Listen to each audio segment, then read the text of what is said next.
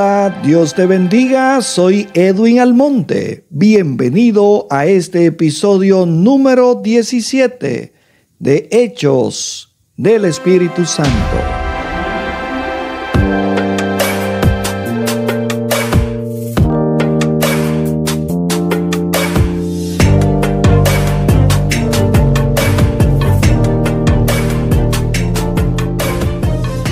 En el episodio anterior nosotros estudiamos la vida de Saulo de Tarso. También estuvimos estudiando acerca de su conversión. Luego de la conversión de este hombre, las iglesias comenzaron a tener paz por toda Judea, Galilea y Samaria. Este hombre que antes había sido el gran perseguidor de la iglesia, ahora se había convertido en el gran predicador a favor del evangelio de Jesucristo. Esta paz extraordinaria se experimentó en estas regiones. Por eso la Biblia registra en Hechos 9:31, entonces las iglesias tenían paz por toda Judea, Galilea y Samaria y eran edificadas, andando en el temor del Señor, y se acrecentaban fortalecidas por el Espíritu Santo.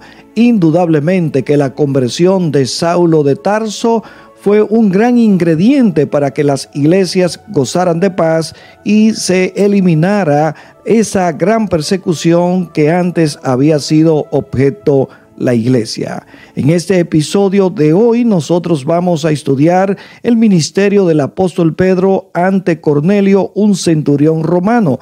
Vamos a conocer en este episodio que los gentiles empiezan a incursionar dentro de la iglesia.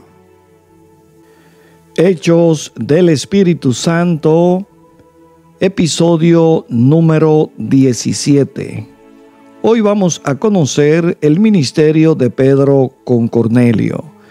El texto bíblico donde estaremos basando este nuevo episodio es en Hechos 10, 1 al 48. Y la lectura bíblica la vamos a tener de Hechos 10, 1 al 8, la cual nosotros leemos en el nombre de Jesús. Había en Cesarea un hombre llamado Cornelio, centurión de la compañía llamada La Italiana, piadoso y temeroso de Dios con toda su casa, y que hacía muchas limosnas al pueblo, y oraba a Dios siempre. Este vio claramente en una visión, como a la hora 9 del día, que un ángel de Dios entraba donde él estaba y le decía: Cornelio. Él, mirándole fijamente y atemorizado, dijo: ¿Qué es, Señor? Y le dijo: tus oraciones y tus limosnas han subido para memoria delante de Dios. Envía pues ahora hombres a Jope y haz venir a Simón, el que tiene por nombre Pedro. Este posa en casa de cierto Simón curtidor, que tiene su casa junto al mar. Él te dirá lo que es necesario que hagas. Ido el ángel que hablaba con Cornelio, llamó a 2 de sus criados y un devoto soldado de los que le asistían, a los cuales envió a Jope después de haberles contado todo. En este contexto histórico vamos a ver que luego de esta conversión de Saulo, la iglesia continuó creciendo al ganar discípulos en Judea, Samaria y Jerusalén. La iglesia gozaba de mucha paz. Hechos 9:31 registra: entonces las iglesias tenían paz por toda Judea, Galilea y Samaria, y eran edificadas andando en el temor del Señor, y se acrecentaban fortalecidas por el Espíritu Santo. En Hechos 1 al 7, la iglesia estableció una base sobre la cual trabajar y luego estuvieron listos para el siguiente paso. En ese crecimiento, Dios usó a Felipe, quien viajó predicando en todas las ciudades donde pasaba. Finalmente se estableció en Cesarea y más tarde Pablo se quedó en la casa de Felipe en Cesarea. Dice Hechos 21:8, al otro día, saliendo Pablo y los que con él estábamos, fuimos a Cesarea, y entrando en casa de Felipe, el evangelista, que era uno de los 7, posamos con él. Cesarea era una ciudad en la costa de Judea. Fue nombrada en honor de Augusto César, el emperador romano. Herodes reedificó Cesarea con un buen puerto. La ciudad fue una base militar, estaba localizada cerca de 48 kilómetros, unas 30 millas al norte de Jope y casi 80 kilómetros, unas 50 millas al noreste de Jerusalén. Aquí podemos ver este mapa donde estaba precisamente ubicada Cesarea, que era una zona marítima.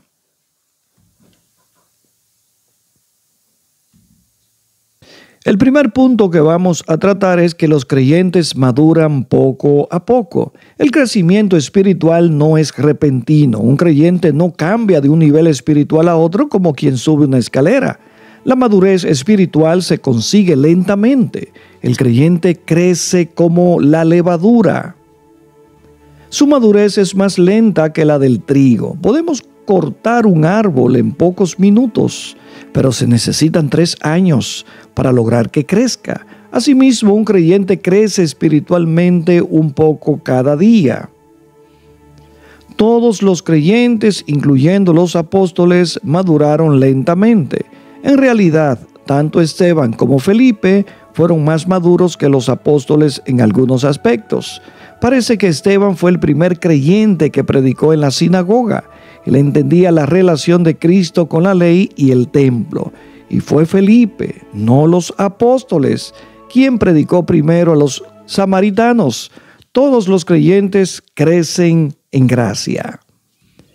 De hecho, el mismo Jesucristo creció en sabiduría, estatura y en gracia para con Dios y los hombres, como registra Lucas 2, versículo 52. Pedro es un buen ejemplo del crecimiento de un creyente. Él maduró más rápido que los otros apóstoles. Dios usó el ministerio de Felipe para despertar a Pedro. Recuerde que Pedro y Juan fueron a Samaria después de Felipe. Antes de esto, ellos habían predicado a los judíos solamente. Hechos 9:32 nos cuenta que Pedro viajó por el país. Es bueno imaginarlo predicando fuera de Jerusalén y mientras caminaba por nuevas ciudades, Dios hacía milagros en su vida. El Espíritu usó a Pedro para la extensión de la iglesia en Cesarea y en otras ciudades de Samaria. Ahí estamos viendo este mapa donde se encuentra Cesarea, que era una zona marítima, y ahí estaba la llanura del Sarón, que se extendía desde Jope hasta Cesarea. Y ahí vemos también a Jerusalén, la partida de Jerusalén hacia Samaria. Luego había que retornar de nuevo a ese punto de Jerusalén para continuar a Lida y a Jope y finalmente llegar a Cesarea. Era la ruta que había establecido Pedro en ese momento. El Espíritu usó a Pedro para la extensión de la iglesia en Cesarea y en otras ciudades de Samaria. En Lida, en la llanura de Sarón, todos los seres vivientes en aquellas ciudades se convirtieron al Señor. Cuando Pedro sanó a Eneas, según registra Hechos 9, versículo 35. También en la ciudad de Jope, Dorcas era una creyente conocida por sus buenas obras, especialmente labores de hacer vestidos. La gente lamentaba su muerte, así que enviaron a buscar a Pedro y éste la resucitó de la muerte. Como resultado, un gran número de personas creyeron en el Señor. No es lo mismo que Dios use a uno para hacer algún milagro, que Dios haga un milagro en uno. En Hechos 9 vimos a Dios haciendo milagros a través de Pedro, pero en Hechos 10 vemos que Dios hizo un milagro en Pedro. Pedro tenía una visión corta del territorio que debía abarcar para predicar el mensaje del Evangelio. Dios le había dicho que debían ir por todo el mundo a predicar el Evangelio del reino. Sin embargo, Pedro y los demás discípulos se habían limitado a hacer un trabajo de evangelismo solamente en Jerusalén. En Hechos 10 vemos a Pedro ser partícipe del mensaje de la Gran Comisión y extenderse más allá cuando llega a la casa de Cornelio a predicarle a este gentil. Allí Pedro, cuando ve el derramamiento del Espíritu, entonces se da cuenta que también el mensaje del Evangelio era para ser predicado a los gentiles. Poco a poco, Pedro dejó de ser el ayudador de sus compañeros judíos para ayudar a los gentiles. Había solamente cerca de 80 kilómetros desde Jerusalén hasta Cesarea, pero a Pedro le tomó casi 10 años en hacer el viaje. 8 etapas en el crecimiento de la visión de Pedro para el mundo nosotros podemos ver. La primera etapa es que él se levantó entre los judíos creyentes y los guió, como registra Hechos 1, 15 al 26. La segunda es que predicó las buenas nuevas a sus compañeros judíos en Jerusalén, como registra Hechos 2 al capítulo 5. La tercera es que fue después de Felipe y oró por los samaritanos, quienes eran en parte judíos, según Hechos 8, 14 al 24. La cuarta etapa es que predicó en otras ciudades de Samaria durante su regreso a Jerusalén, como registra Hechos 8:25. La quinta etapa es que comenzó a desplazarse en el país y a predicar en lugares como Lidia, según Hechos 9:32 al 38. La sexta etapa, vemos que él se quedó en casa de Simón el curtidor, a quien los judíos consideraban inmundo, según Hechos 9:36 al 43. La séptima etapa es que predicó el evangelio a Cornelio, un gentil de Cesarea, según Hechos 10, y finalmente la octava etapa regresó a Jerusalén para informar de su ministerio a los gentiles, según Hechos 11:1 al 18. El crecimiento espiritual es lento, pero es seguro para los que caminan en el Espíritu. Permanezca estudiando, escuchando y testificando, y así como Pedro, usted continuará madurando. El segundo punto que vemos es que a veces una persona tiene que escoger si obedece a una cultura o a Dios. Una cultura se forma por los valores, las creencias y los patrones de conducta de un grupo de personas. Esto incluye las tradiciones transmitidas de generación en generación. Algunas veces la cultura está de acuerdo con la Biblia, pero en otras ocasiones enseña lo opuesto a la palabra de Dios. Pedro creía que era mejor obedecer a Dios que a los hombres. Él declaró esta verdad ante el Sanedrín. Aún así estaba obedeciendo más a los hombres que a Dios. Jesucristo les había dicho que predicaran las buenas nuevas a todas las naciones, pero habían pasado años y todavía ellos no habían obedecido. Pedro tuvo suficiente valentía para enfrentarse al Sanedrín. Sin embargo, fue muy difícil para él hacerle frente a su propia cultura.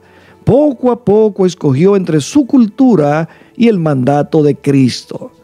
Su cultura enseñaba que los judíos no debían asociarse con los samaritanos. Él atravesó la barrera cultural y oró por los samaritanos. Cuando obedeció, estos fueron llenos con el Espíritu Santo, según Hechos 8:17. Su cultura enseñaba que era incorrecto permanecer con Simón el curtidor. Un curtidor trabajaba con la piel de los animales muertos, por lo cual la ley judía decía que los curtidores eran inmundos. Pedro atravesó esta barrera cultural. Él entendió que la sangre de Cristo hacía limpios a todos los judíos. El ambiente era insoportable, pero el Espíritu dirigió a Pedro para permanecer allí. Una persona que tenga madurez cristiana no hace división de personas entre grupos de limpios y grupos de inmundos. En el hinduismo, los sacerdotes no se relacionan con los curtidores. Dicen que los que trabajan con cueros son inmundos.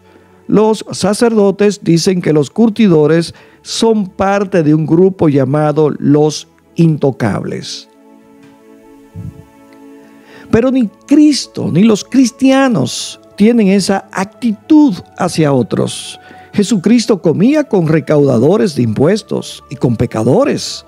Él tocaba a aquellos a quienes la sociedad llamaba inmundos, y los inmundos lo tocaban a él. Ellos no hacían inmundo a Jesús por tocarlo. Más bien el Señor Jesucristo los hacía limpios a ellos. Su cultura decía que era incorrecto entrar a la casa de un gentil. El versículo 27 y versículo 28 registra: y hablando con él entró y halló a muchos que se habían reunido. Y les dijo: vosotros sabéis cuán abominable es para un varón judío juntarse o acercarse a un extranjero. Pero a mí me ha mostrado Dios que a ningún hombre llame común o inmundo.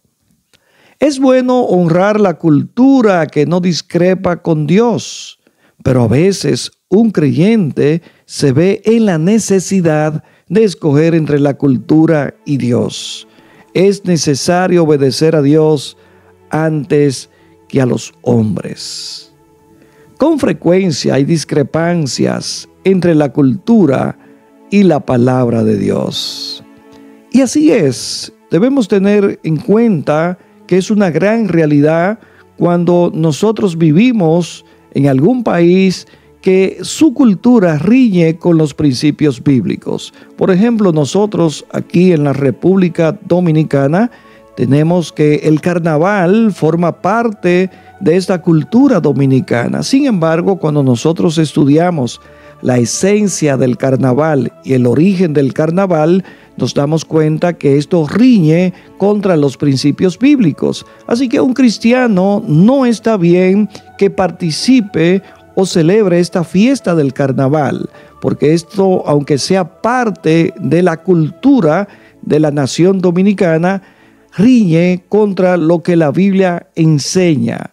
De hecho, carnaval es la fiesta a la carne, la fiesta a los Baales, y nosotros estamos llamados a honrar a un solo Dios verdadero, el cual nos ha dado vida a cada uno de nosotros, y no podemos deshonrarlos participando con las obras infructuosas de las tinieblas, porque la Biblia dice que en lugar de participar en estas obras, más bien nosotros debemos reprender este tipo de obra, aunque sea parte de una cultura.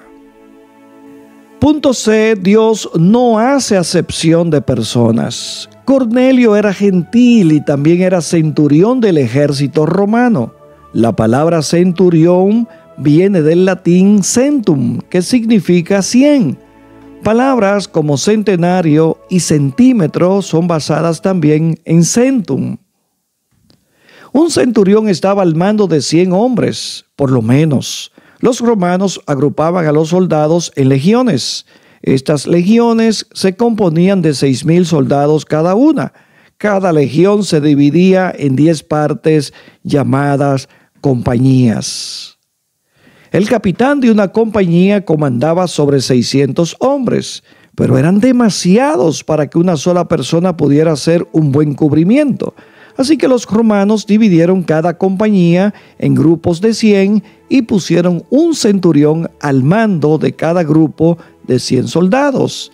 En esta tabla que nosotros estamos viendo, podemos ver que una legión romana tenía 6,000 soldados. Había 10 comandantes de compañías, que era la primera fila. Cada uno estaba al mando de 6 centuriones aproximadamente, y cada centurión comandaba sobre 100 soldados. Lucas menciona varios centuriones. Uno de los propósitos que tuvo para escribir Hechos fue el de elogiar el cristianismo y a Pablo ante el gobierno.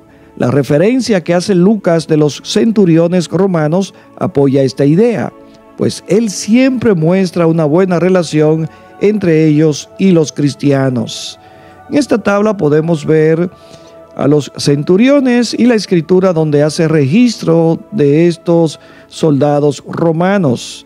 La primera que vemos es que el centurión tenía un siervo enfermo. Él construyó una sinagoga para los judíos y pidió a Jesucristo que dijera la palabra. Esto lo encontramos en Lucas 7, 1 al 10. También en Lucas 23, 47 encontramos el centurión al lado de la cruz, el cual dio gloria a Dios y declaró que Jesucristo era justo. Y precisamente en Hechos 10, 1 al 48, que es el estudio que estamos analizando en este episodio 17, encontramos a Cornelio, un centurión de la compañía llamada La Italiana. Él recibió la salvación y el bautismo en el Espíritu Santo. Pero en Hechos 21, 30 en adelante hasta el capítulo 22, versículo 29, vemos que los centuriones que protegieron a Pablo y le permitieron hablar con la multitud, uno de ellos defendió los derechos de Pablo como ciudadano romano. Pero también en Hechos 23, 17 al 35 encontramos los 2 centuriones que comandaron el ejército que escoltó a Pablo desde Jerusalén hasta Cesarea. Y finalmente en Hechos 27, 1 al 3 y versículo 43 encontramos a Julio, un centurión de la compañía Augusta, que fue bondadoso con Pablo y le salvó la vida. Cornelio era un centurión que respetaba a Dios. Muchos militares son hombres piadosos. A veces su relación con la autoridad les ayuda a entender a Dios. Cornelio era gentil e intentaba honrar a Dios. Tenía algún conocimiento de Dios, de la vida y ministerio de Jesucristo. Aún así, él no había puesto su confianza en Cristo. No estaba tan lejos del reino de Dios, pero todavía necesitaba un Salvador. Dios vio las buenas obras de Cornelio y escuchó sus oraciones. Así que Dios envió a Pedro para que le dijera cómo ser salvo. Dios ve y ama a cada persona sobre la tierra. Él ve las buenas obras y oye las oraciones de los pecadores. No quiere que ninguno perezca. El Padre Celestial busca a los que intentan complacerlo. Es interesante nosotros ver que Cornelio era un hombre piadoso, un hombre que hacía muchas buenas obras, pero estas buenas obras no le daban a él el aval de un día poder entrar al reino de los cielos. Él necesitaba a Cristo Jesús como Señor y Salvador. Podemos hacer todas las obras extraordinarias en esta tierra, pero si no tenemos a Cristo como Señor y Salvador, vano sería todo aquello que nosotros hacemos. Por eso era necesario que Cornelio escuchara hablar de Jesucristo. Y para poder escuchar de Jesucristo era necesario que un representante, un embajador del reino, como lo era Pedro, pudiera llegar hasta él y que le predicase el mensaje del evangelio. Pero vemos cómo Dios obra con Pedro para que él no pueda ver como inmundo a este gentil. Así que Dios le había mostrado aquella visión en aquella azotea a Pedro, donde le enseñó todo tipo de animales inmundos, cuadrúpedos, reptiles y aves que no eran considerados animales puros según la ley judía. Y oyó la voz Pedro que decía, mata y come. Y Pedro dijo, nada inmundo ha entrado a mi boca. Y el Señor dijo, lo que yo he limpiado no lo llames tú inmundo.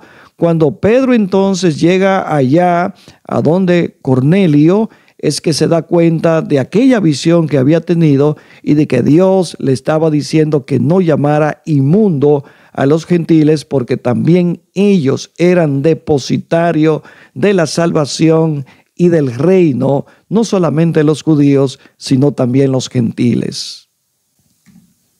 Pedro había madurado más rápido que los otros apóstoles. Él sabía que los otros creyentes lo criticarían. Es común que los creyentes inmaduros critiquen a los maduros. Entonces Pedro llevó a 6 testigos consigo, porque quería algún apoyo cuando rindiera cuentas. Versículo 34 al 35 del capítulo 10. Entonces Pedro, abriendo la boca, dijo, en verdad comprendo que Dios no hace acepción de personas, sino que en toda nación se agrada del que le teme y hace justicia. ¿En qué manera aceptó Dios a Cornelio? Lo aceptó como a una persona que trataba de caminar en la verdad. Dios no lo dejó en la oscuridad, sino que lo guió a la luz. ¿Cómo responde Dios a los que le buscan? La historia de Cornelio nos da la respuesta. Dios acepta a todos los que le buscan, ya sean ricos o pobres, educados o analfabetos, judíos o gentiles. Él acepta tribus, naciones y colores. Esto no significa que una persona pueda salvarse en cualquier religión, sino que Dios ve a la gente de todas las religiones y extiende su mano a los que le buscan. Dios guía a los creyentes hacia los pecadores que lo buscan. Él guió a Felipe hasta el etíope, guió a Ananías hacia Saulo y a Pedro hacia Cornelio. Los creyentes en Jerusalén estaban enojados y criticaban a Pedro por visitar y comer con los gentiles. Pedro les contó la historia completa y tenía 6 testigos. Aquellos creyentes se maravillaron. Note lo que respondieron. Hechos 11:18. Entonces, oídas estas cosas, callaron y glorificaron a Dios diciendo: de manera que también a los gentiles ha dado Dios arrepentimiento para vida. La palabra también en Hechos 11:18 es reveladora, porque muestra que estos creyentes llenos del Espíritu tenían muchos prejuicios. Sus palabras nos asombran, pero recuerde que los creyentes maduran lentamente. Lucas nos lleva a la cumbre de la montaña desde donde la iglesia se puede esparcir al mundo entero. Hay 1000 millas desde Jerusalén hasta Roma, pero la parte más difícil del viaje fueron las primeras 50 millas de Jerusalén hasta Cesarea. Las montañas entre las culturas son más altas que cualquier otra clase de montañas, pero con el Espíritu las montañas más empinadas llegan a ser como llanuras. Hechos cuenta cómo el Evangelio se esparció desde una sola cultura a una gran cantidad. En el punto D vamos a ver que la evidencia del don del Espíritu Santo es hablar en otras lenguas. Pedro y los 6 hombres que se encontraban con él no tenían dudas. Tenían la certeza de que los gentiles habían recibido el don del Espíritu Santo y lo supieron porque los oyeron hablar en lenguas. Hechos 10:45 al 46 registra: y los fieles de la circuncisión que habían venido con Pedro se quedaron atónitos de que también sobre los gentiles se derramase el don del Espíritu Santo, porque los oían que hablaban en lenguas y que magnificaban a Dios. El Espíritu Santo está en todo creyente, según Romanos 8, versículo 9. Mas vosotros no vivís según la carne, sino según el Espíritu, si es que el Espíritu de Dios mora en vosotros. Y si alguno no tiene el Espíritu de Cristo, no es de él. Su presencia nos da una seguridad interior de que somos hijos de Dios. Romanos 8:16 cita: el Espíritu mismo da testimonio a nuestro espíritu de que somos hijos de Dios. Esta seguridad es una evidencia de su presencia. Asimismo, nuestro amor por Dios, por su palabra, por los creyentes y por los perdidos son evidencias del Espíritu de Dios dentro de nosotros. Además, el fruto del Espíritu es una demostración de la presencia del Espíritu. Pero ninguno de esto es evidencia del bautismo en el Espíritu Santo. La presencia y el bautismo del Espíritu son 2 cosas distintas. El Espíritu está presente en todo creyente, pero no todo creyente ha sido bautizado en el Espíritu Santo. El bautismo en el Espíritu Santo es para los que ya han creído en Jesucristo.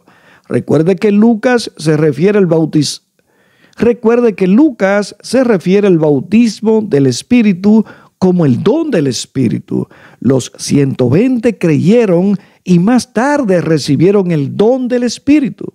Pedro exhortó a la multitud a arrepentirse y a bautizarse. Luego les dijo que recibirían el don del Espíritu Santo.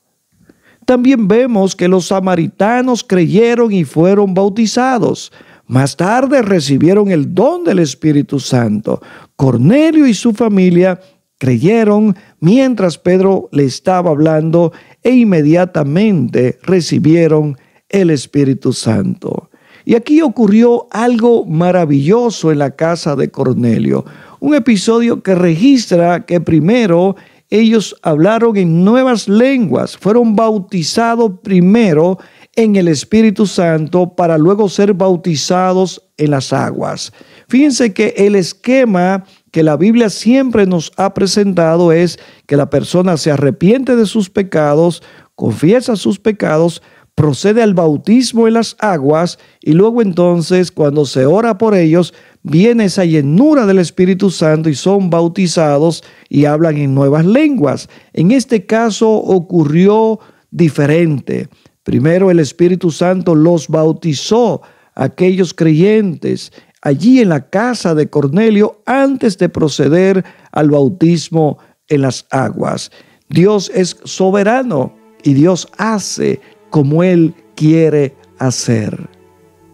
No es necesario que haya un periodo de tiempo entre creer en Jesucristo y recibir el Espíritu Santo, pero para los creyentes del Nuevo Testamento se debe recibir a Cristo como Salvador antes de recibir el bautismo en el Espíritu Santo. ¿Por qué enfatizamos tanto este punto? Porque el don del Espíritu es precioso y su valor va más allá de las palabras que se puedan expresar. Cuando usted encuentra algo de valor, quiere compartirlo.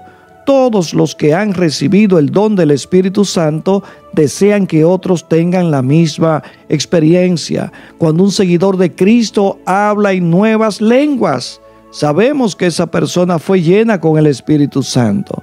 Pedro y sus testigos supieron que los gentiles habían recibido el don del Espíritu, porque los oían que hablaban en lenguas y que magnificaban a Dios, según Hechos 10, versículo 46. Enfatizamos esta verdad para que ningún creyente deje de buscar la promesa hasta que la reciba. Y nosotros concluimos. El ministerio de Pedro en Lida, Jope y en Cesarea, en casa de Cornelio, nos muestra que Dios no hace acepción de personas. Donde quiera que haya personas sedientas de conocer de Dios y su palabra, Dios enviará sus mensajeros a esos lugares. Y de esta manera nosotros llegamos al final de este episodio número 17 de Hechos del Espíritu Santo. Recuerda suscribirte a nuestro canal Edwin Almonte TV, compártelo con otros para que también conozcan de este material que semanalmente estamos compartiendo para edificación de cada uno de ustedes. Si alguna iglesia quiere compartir este material y enseñarlo a sus miembros, lo puede hacer con toda libertad. Nosotros no perseguimos ningún fin lucrativo con el desarrollo de esta serie de estudios. Soy Edwin Almonte. Hasta un nuevo episodio.